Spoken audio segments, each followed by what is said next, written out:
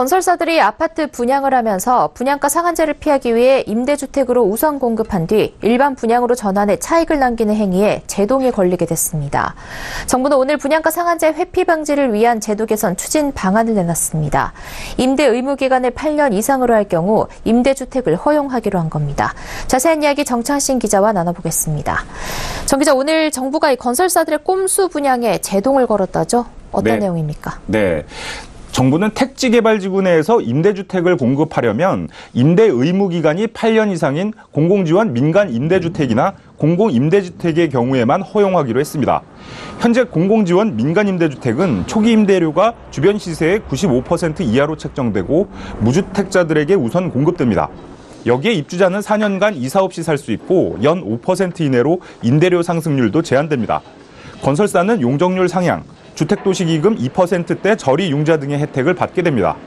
공공임대주택은 10년, 국민, 영구임대주택 등을 말합니다. 보통 LH, 지자체, 도시공사 등에서 공급합니다.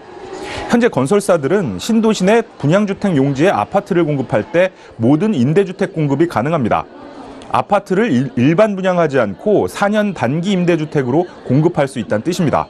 이럴 경우 임대 의무 기간 4년이 지난 뒤 일반 분양으로 전환하면 막대한 시세 차익을 남길 수 있습니다. 실제로 지난 5일 후반건설은 경기도 하남 위례 택지개발지구에 지상 25층 9개 동 699세대의 민간 임대주택을 공급했습니다. 입주자 모집 공고문을 살펴보니 임대 의무 기간은 4년입니다. 현행 민간 임대주택에 관한 특별법은 민간 임대주택의 경우 임대 의무 기간이 지나면 일반 분양으로 전환할 수 있도록 규정하고 있습니다. 하지만 분양 전환할 때 가격이나 방법에 대한 규정은 없어 건설사는 해당 시점의 시세로 분양 전환할 가능성이 큽니다. 입주자들이 분양 전환 시점에 수억 원 오른 시세를 감당하기 어려울 것이라는 게 업계의 관측입니다. 네, 위례 신도시의 경우 현재 조정 대상 지역으로 지정이 되어 있는데요. 그만큼 앞으로 집값이 오를 가능성이 크다라는 의미인데 정말로 4년 뒤에 이 집값이 오르게 될까요? 네, 자, 과거 사례를 살펴보면 그럴 가능성이 큽니다. 지난 2013년 말 위례 신도시에 처음 입주한 위례 22단지 비발디 아파트의 경우 전용 59.96제곱미터는 2011년 말쯤 분양을 했는데요. 당시 분양가가 약 3억 원이었지만 올해 초 국토부 실거래가에 등록된 매매 가격은 7억 4,800만 원으로 나타났습니다. 6년가량이 지난 뒤 2배 넘게 가격이 뛴 겁니다. 위례 신도시는 서울 강남권으로 접근이 편리한 데다 입주가 진행되면서 편의시설이 들어서는 등 도시 기능을 갖춰가면서 집값이 오른 것으로 분석됩니다.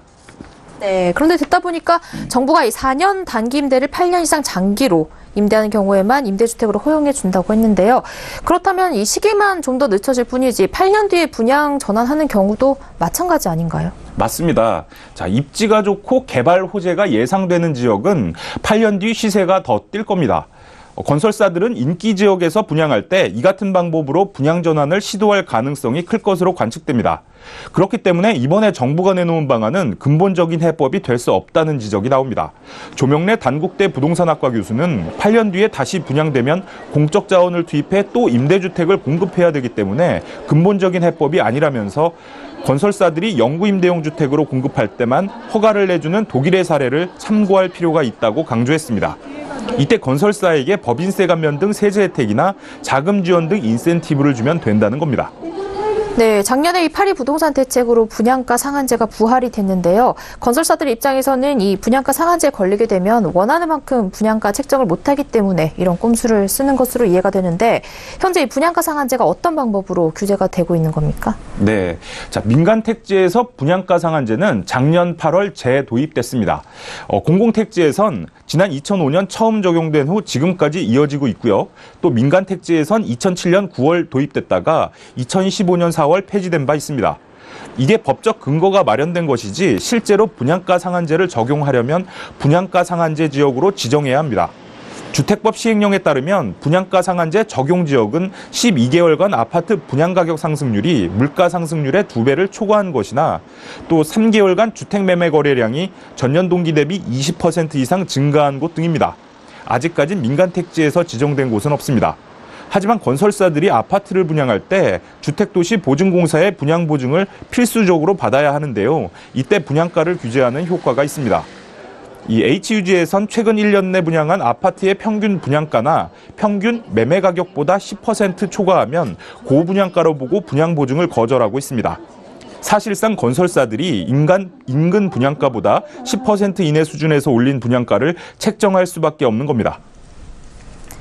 네, 건설사의 꼼수 분양을 방지하기 위한 정부의 대책에 대해 정창신 기자와 이야기 나눠봤습니다. 고맙습니다. 네.